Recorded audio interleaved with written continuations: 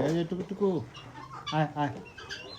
ডাক দিলে বাবা রে বাবা এসে হাতে কামড় হচ্ছে ডাক দিতে দেরি হাতে কামড় দিতে দেরি নেই খুব পাজি আমার হাতটারে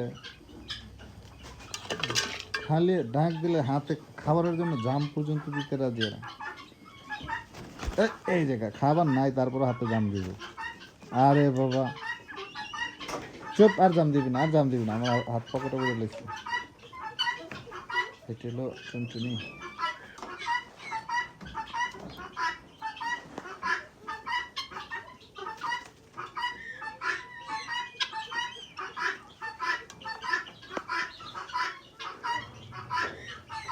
ওই বাবা এখানে বসে ওইখানে বসে পাখাগুলোর পরিচর্যা করতে